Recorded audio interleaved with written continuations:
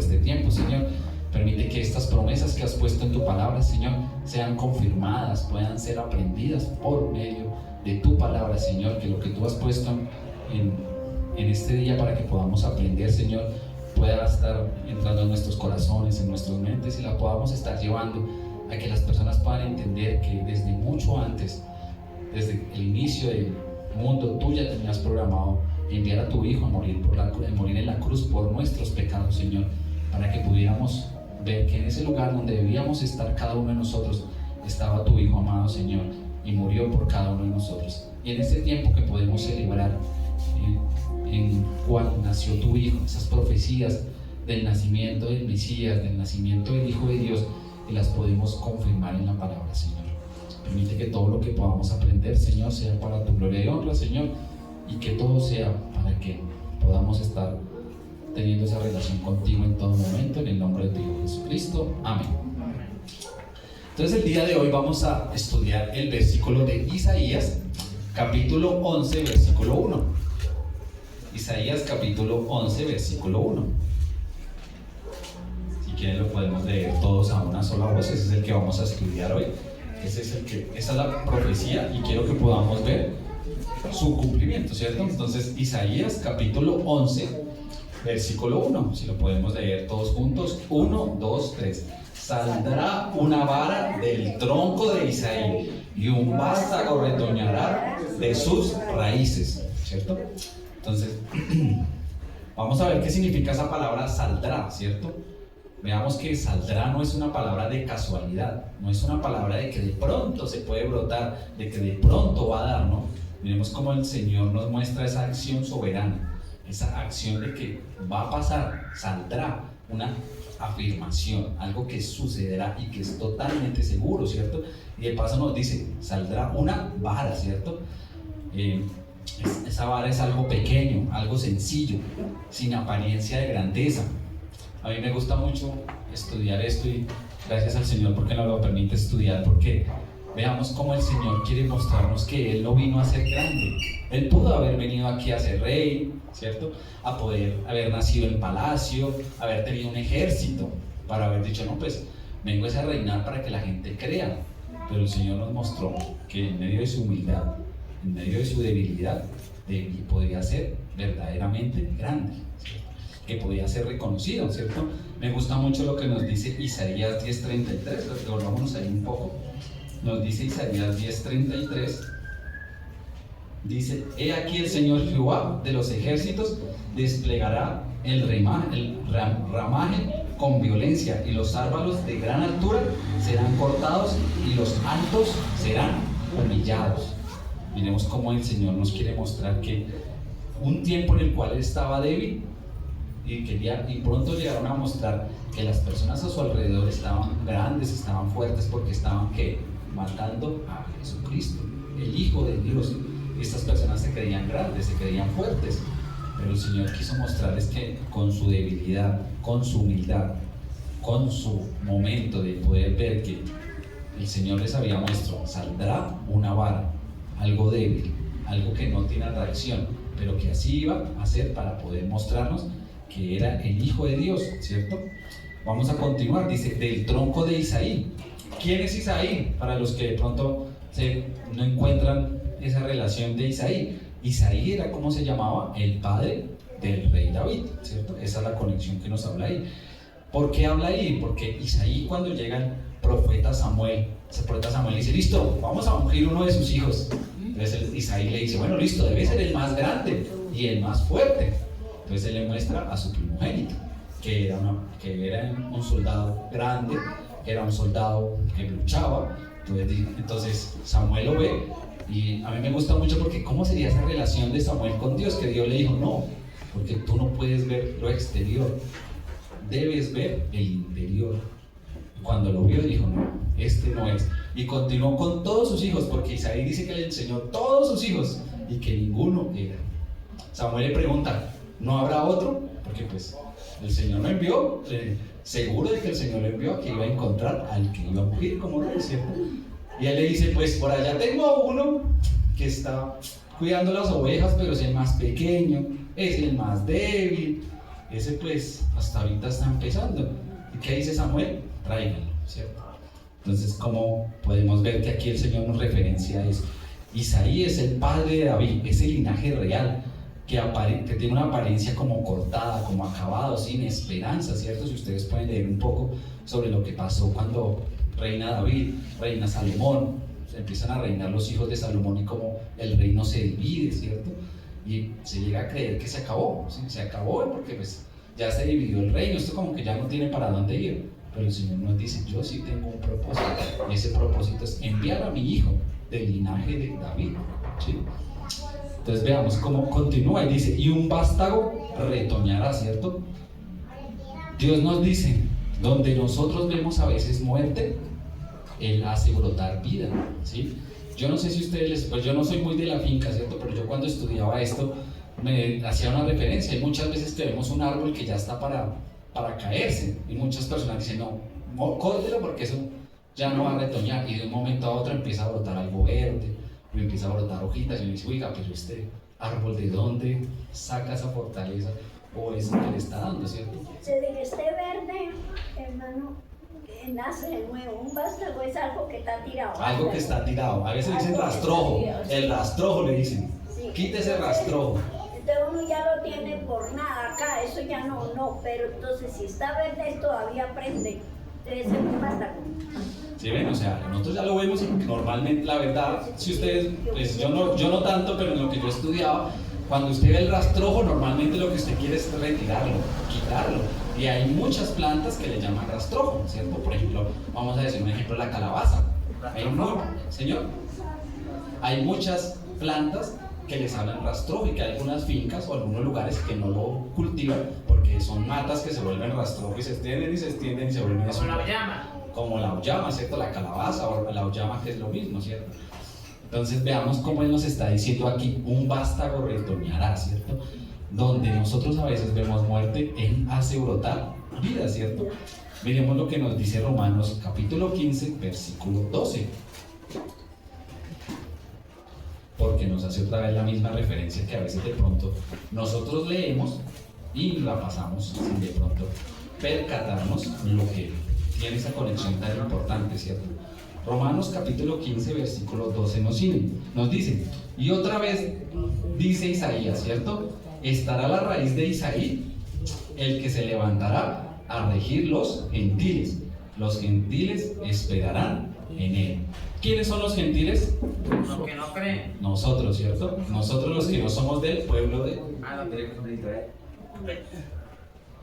los que no somos del pueblo de Israel, ¿cierto? Esos somos los gentiles, ¿cierto? Entonces veamos cómo es tan importante poder entender esta profecía que nos está dando desde el libro de Isaías, ¿cierto?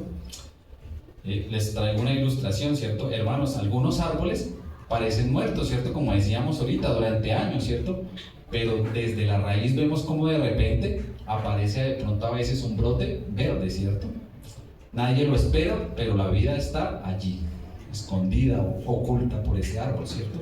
Así fue como el linaje de David pasó. Parecía muerto, pero Dios levantó a nadie más y nada menos que a Cristo de ese linaje, ¿cierto? Y yo solo quiero hablarles de una aplicación para el día de hoy. Tú de pronto vemos que en nuestra vida hay áreas que no tenemos esperanza, ¿cierto? Veamos que Jesús es ese renuevo que trae vida donde hay apariencia de todo perdido. ¿Qué lugar en nuestra vida parece que está como perdido? ¿Qué lugar de nuestra vida parece que ya definitivamente? Y nosotros, y discúlpenme si lo han hecho, pero a veces nosotros cuando ya vemos perdido, dice, yo ya lo dejo en manos de Dios. Normalmente cuando sale esa frase es porque nosotros ya lo hemos perdido. Y si no les pasa, pues discúlpenme si los estoy de pronto diciéndoles con esa palabra, pero muchas veces pasa eso. Nosotros cuando vemos algo perdido, dice, yo lo dejo en manos de Dios, para que Dios obre. Pero quiero que podamos ver que siempre podemos estar haciendo parte de eso, de esa persona que de pronto le falta conocer del Señor, de esa persona que viendo perdido, muchas personas faltándoles un minuto antes, montándoles 5 minutos antes para fallecer, reciben al Señor, deciden abrir su corazón y recibir al Señor. Y eso no, y eso entonces ya hay alegría en el cielo por esa situación, ¿cierto? Pero eso puede pasar. Todo puede pasar, claro. El Señor es tan bueno que todo puede pasar, ¿cierto? Todo es posible, ¿cierto? Pero nosotros creemos que es importante poder entender que Jesús es ese renuevo que siempre va a traer vida, aunque todo parezca perdido, ¿cierto? Entonces vamos a ver el cumplimiento. Quiero que podamos ir a Lucas, capítulo 3, versículo 32. Lucas 3:32 nos dice. Lucas 3:32 lo dice. Este versículo lo estuvimos un poco trabajando el día domingo. El día domingo el pastor y mi hermano Juan lo estábamos hablando, ¿cierto? Decía Lucas 3:32, dice: el hijo de David, ¿cierto? El hijo de Isaí, el hijo de Obed, el hijo de Boz, el hijo de Salmón, el hijo de Naasón, ¿cierto? Veamos ahí cómo nos habla sobre los hijos, la descendencia, ¿cierto? El hijo de Isaí, el hijo de David, ¿cierto? Lucas no escribe poesía, o sea, de eso nos hablaba el fin de semana mi hermano y nos explicaba un poco sobre cómo escribía Lucas, ¿cierto? Y hoy podemos tener muy presente eso, cómo Lucas escribe historia documentada. ¿Quién de ustedes a veces no ve documentales de National Geographic, de todo eso que nos muestran a veces como cosas reales que nos quieren mostrar para ver cómo los animales y bueno, ciertas cosas salen, ¿cierto? Eso fue lo que Lucas quiso hacer. Hizo un documental histórico, ¿cierto? Y como nos lo explicaban el fin de semana, siendo Lucas doctor, teniendo la entrevista de todas las personas que estuvieron ahí, ¿ustedes creen que Lucas habría escrito algo que no fuera cierto? Que no hubiera sucedido, ¿cierto?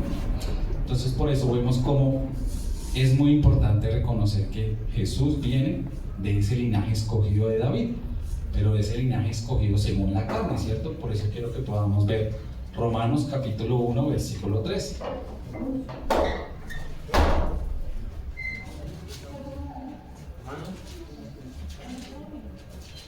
Romanos capítulo 1, versículo 3 nos dice: acerca de su Hijo nuestro Señor Jesucristo, que era el linaje de ¿quién? De David, según la carne, ¿cierto? Jesús tiene ese derecho legal e histórico y profético al trono. Yo no sé si ustedes puedan darse cuenta, pero Jesús quiere cumplir con todo lo legal, con todo lo histórico, con todo lo profético, para poder mostrarnos cómo tiene derecho a ese trono. Y yo les hago una pregunta nomás para que ustedes lo piensen: ¿es Jesús el que gobierna nuestro corazón? ¿Se lo hemos entregado verdaderamente? ¿O aún estamos pensando que tiene que cumplir ciertas cosas para poder llegar a gobernar nuestro corazón? Miremos lo que nos dice 2 de Samuel, capítulo 7, versículos 12 y 13, cómo afirma para siempre el trono de su reino, ¿cierto? En el Antiguo Testamento, en Samuel, capítulo 2, 2 de Samuel, capítulo 7, versículos 12 y 13. ¿De Samuel? Según de Samuel, sí, señor.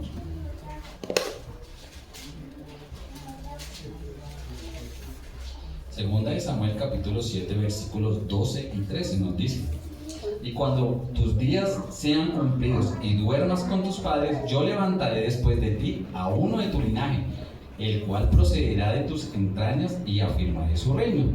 El 13 nos dice: él edificará casa a mi nombre, y yo afirmaré para siempre el trono de su reino, ¿cierto? Veamos que cuando alguien reclama una herencia, necesita ¿qué? Documentos, ¿cierto? Necesita. Discúlpenme que les ponga a veces algo tan jurídico, pero pues es que yo me muevo como en esa área, entonces me queda a veces como más fácil. Entonces cuando ustedes llegan del abogado y dicen: bueno, yo necesito reclamar la herencia de X persona, normalmente como mínimo el señor les pide la cédula del señor que acaba de fallecer o algo que lo certifique el nombre y la cédula, y su certificado de registro civil, su fotocopia de la cédula, en donde pueda ser reconocido como hijo, ¿cierto? Entonces veamos que Lucas presenta los documentos del Mesías. Él nos está mostrando, ¿cierto?, cómo esos documentos legales no lo están legitimando. Imagínense que nos lo están mostrando a nosotros los que estamos aquí, de que Él es el Hijo del Mesías, ¿sí? Entonces ojalá que lo podamos estar viendo así, para que pueda estar en nuestras vidas, ¿cierto? Y que al final la aplicación sea, nuestra fe no está basada en ¿qué? En sentimientos, sino en hechos. Y por eso podemos confiar firmemente ¿en quién? En Cristo, porque todo se ha cumplido y todo se ha hecho conforme a lo que dice la palabra, ¿sí?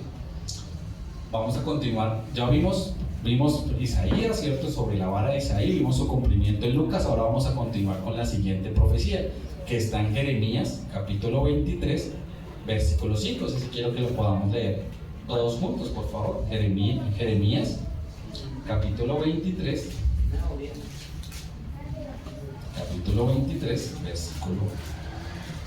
versículo 5, por favor.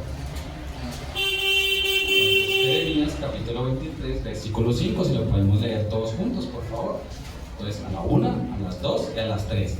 He aquí que vienen días, dice Jehová, en que levantaré a David de nuevo justo y reinará como rey, el cual será dichoso y hará juicio y justicia en la tierra, ¿cierto? Veamos cómo levantaré a David de nuevo justo y reinará como rey y hará juicio justo. Otra vez hablamos esa palabra renuevo justo, ¿cierto? Veamos que Él quiere algo que no sea corrupto, algo que no sea imperfecto. Se desea algo que sea totalmente perfecto, ¿sí? Veamos lo que nos dice Isaías 32:1. Para justicia reinará ¿quién? El rey, ¿cierto? El rey. Entonces veamos cómo reinará como rey, no como un símbolo, no como una figura, sino reinará como un rey, ¿sí? Veamos también lo que nos dice Zacarías 9:9, capítulo 9. Me gusta que podamos leer un poco lo que nos dice la palabra en Zacarías. Zacarías capítulo 9, versículo 9. Si alguien lo tiene, si no, pues yo lo leo. Capítulo 9, versículo 9 nos dice: alégrate mucho, hija de Sión, ¿cierto? Da voces de júbilo, hija de Jerusalén. He aquí, tu rey vendrá a ti, justo y salvador, humilde y cabalgando sobre un asno, sobre un pollino, hijo de asna, ¿cierto? He aquí tu rey, justo y salvador, ¿sí? Hará juicio y justicia, y no hay error en su gobierno. Yo cuando escribía esto me gustaba mucho una frase, no sé si ustedes de pronto leen un poco sobre historia, pero me gusta leer la historia, ¿cierto? Por ejemplo, hay una persona en nuestro gobierno que se llamó Policarpa Salabarrieta. Ella fue pues muerta, fusilada, ¿cierto? Pero cuando ella empezó su batalla, me gusta mucho una frase que ella dice, porque todos pensaron que ella estaba contra el rey. En ese momento el rey que estaba aquí en Colombia, porque estamos hablando de algo que está aquí en Colombia, se pensaba que estaba contra el rey, nosotros estábamos gobernados por los españoles. Entonces el rey era el español. Cuando fueron y le preguntaron, ella ya fue y dijo una frase, dijo: yo no estoy en contra del rey, estoy en contra del gobierno.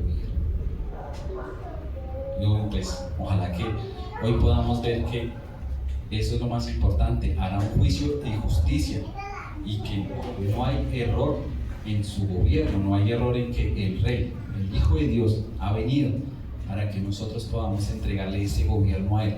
No le entreguemos ese gobierno a cualquier otra persona, ¿cierto? Vemos hoy como, no sé si ustedes se han dado cuenta, pero desafortunadamente vemos jueces que fallan, ¿cierto? Vemos gobiernos que se corrompen, ¿cierto? Pero Jesús es el único Rey perfecto y justo que hay en nuestras vidas. Y eso es lo que debemos tener presente en lo que estamos viviendo, en lo que estamos haciendo. Entonces veamos que Cristo... Esto es para recordar que ya hoy termino. Si no, me paso y después ustedes dicen: uy, es tanto que se demoró. Veamos que como aplicación, Cristo no solo quiere salvarnos, Él quiere que gobernar nuestra vida, ¿sí? Y yo les pregunto, como les decía antes, ¿le has entregado el trono de tu corazón a Cristo o no le hemos entregado aún el trono del corazón a Cristo? Veamos el cumplimiento, lo podemos ver en Hechos capítulo 13, versículo 23. Hechos 13, capítulo 13, versículo 23.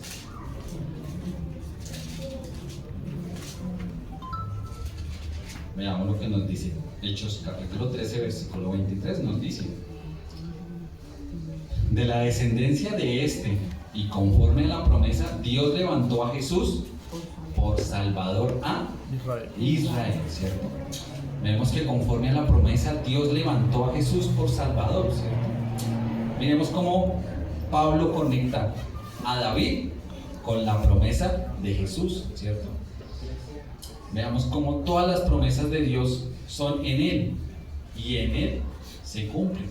O sea, son siempre en Él y para Él, ¿cierto?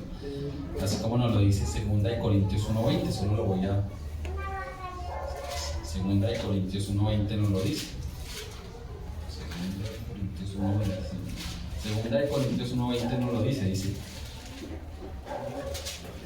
2 Corintios 1:20 dice, porque todas las promesas de Dios son en Él sí, y en Él amén, por medio de nosotros para la gloria de Dios, ¿sí? Ojalá que podamos ver cómo el Señor quiere que nosotros cerremos nuestros ojos y le entreguemos nuestro corazón solo a Él, ¿sí? Entonces vamos a ir hablando de la conclusión final, ¿cierto? Hermanos, hoy hemos visto que Jesús es ¿qué? Ese renuevo prometido, ¿cierto? Ese hijo de David, ese rey justo, ese salvador enviado o levantado ¿por quién? Por Dios, ¿cierto? Jesús no solo nació en Belén, no había sido fácil nacer solo en Belén, ¿cierto?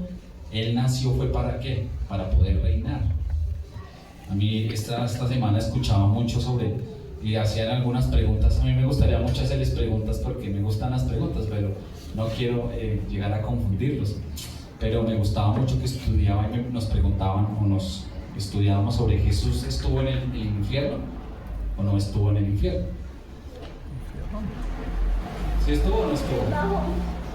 En el infierno el no. tercer día. Resulta que cuando él muere, la palabra, no lo digo yo, la palabra dice que él bajó al infierno, ¿sí? Eso lo dice la palabra. Sí, pues Bajo. él fue al infierno, ¿sí? La traducción no dice eso. Dice que ¿Cuál traducción? la Reina Valera. No, pero sí dice mi hermano. Dice que Jesús bajó, cuando él muere, al Seol, exactamente, así lo dice tal cual, ¿cierto, mi hermano Gustavo? Al Seol. Al Seol, ¿cierto? ¿A qué? Seol. A poder arrebatar o a salvar a los que podía salvar, porque bajó a salvar. Y si él bajó a salvar allá, imagínense cómo está aquí ahorita salvando aún más personas, ¿cierto? Pues veamos que Jesús es algo muy importante para nuestras vidas, ¿cierto?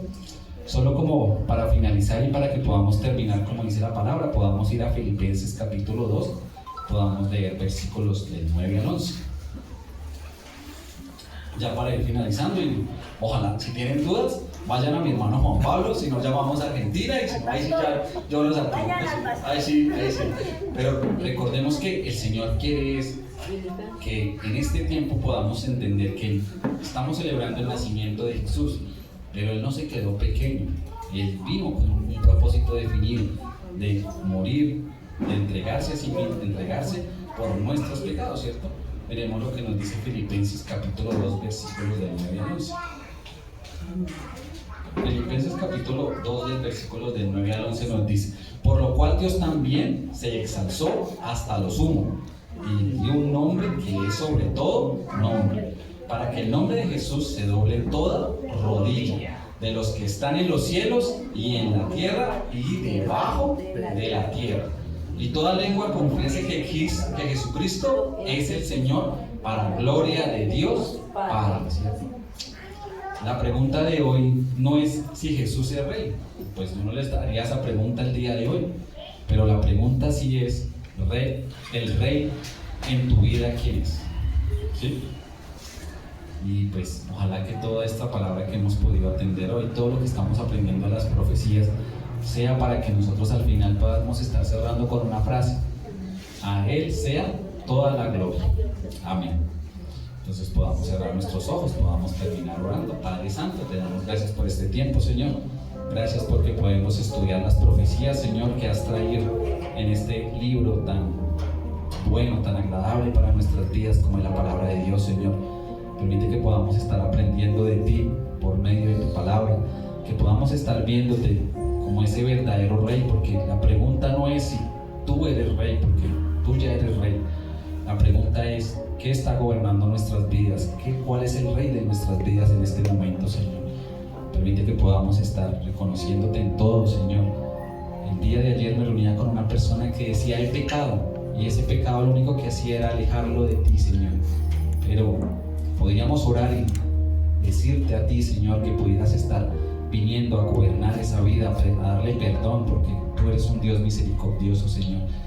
Y esta persona pudo entender que el pecado no debe alejarlo, el pecado debe acercarlo a Dios para que pueda vivir una vida de la mano de Dios, y que el pecado ya es diferente en su vida cuando permite que el Señor pueda entrar en su corazón a transformarlo, Señor. Que hoy podamos estar abriendo nuestro corazón para que Dios transforme nuestras vidas y que permitamos que Él pueda estar guiándonos, pueda estar transformándonos, pueda estar usándonos en cada momento de nuestras vidas, Señor.